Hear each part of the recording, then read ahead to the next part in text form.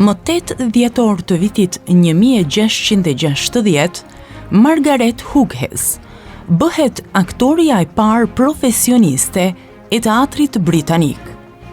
Ajo luan rolin e Desdemonës në tragjedinë Otello të Shakespeare-it. Në atë kohë, grave u ndalohej të dilnin në skenë, ndërsa rolet e femrave luheshin nga meshkujt.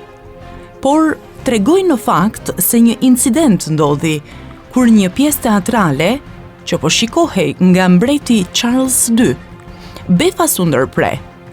Mbreti dërgoi shërbëtorët për të pyetur se cili ishte shkaku dhe mësoi se shfaqja ishte ndërprer pasi aktorit i duhej të ruhej për të luajtur rolin e femrës. Ky dhe incidentet të tjera dhe më delikate e shtyn mbretin për të nxjerrë një urdhër që personazhet femra duhet të luhen vetëm nga femra aktore.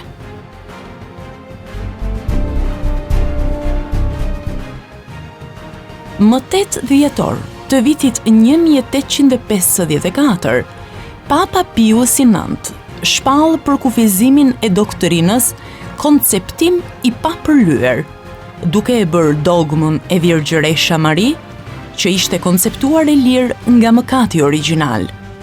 Edhe pse besimi i konceptimit të papërlyer ka ekzistuar që nga antikiteti i vonë, kjo nuk është doktrinë zyrtare, përveç në kishën romake katolike.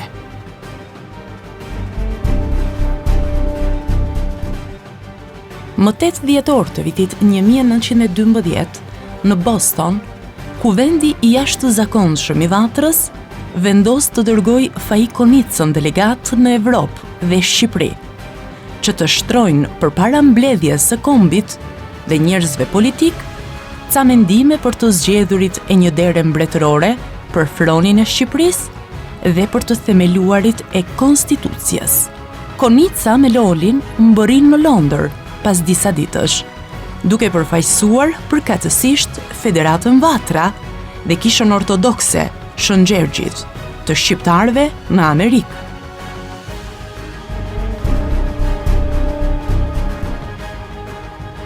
Më 8 dhjetor të vitit 1941, presidenti Franklin Roosevelt e quajti ditën e mëparshme, 7 dhjetorin e vitit 1941, një datë të një pandershmërie të madhe.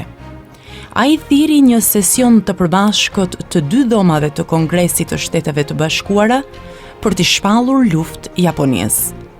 Presidenti Roosevelt dënoi me fjalët më të ashpra sulmin tinzar japonez të 7 dhjetorit kundër flotës ushtarake detare të Shteteve të Bashkuara në Pearl Harbor të Havajit. Ai vuri në dukje që në kohën e sulmit, diplomatë japonez kishin ardhur në Washington për bisedime për paqe.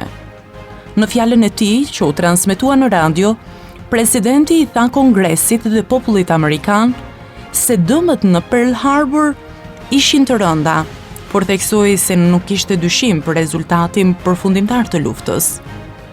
Sulmi i djeshëm kundër ishujve të Havajit u ka shkaktuar dëme të mëdha financave ushtarako-detare amerikane.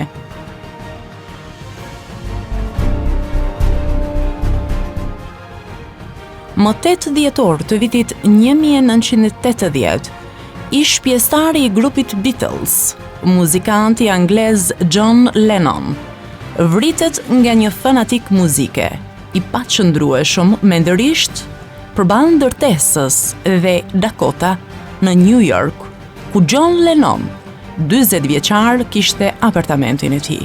Mark David Chapman e qelloi atë 4 herë nga afër me revole. Chapman u dënua me burgim 20 vjet deri për jetë, ndërsa John Lennon përkujtohet sot në lulishten Strawberry Fields në Central Park, që Yoko Ono e projektori për nder të burrit të saj.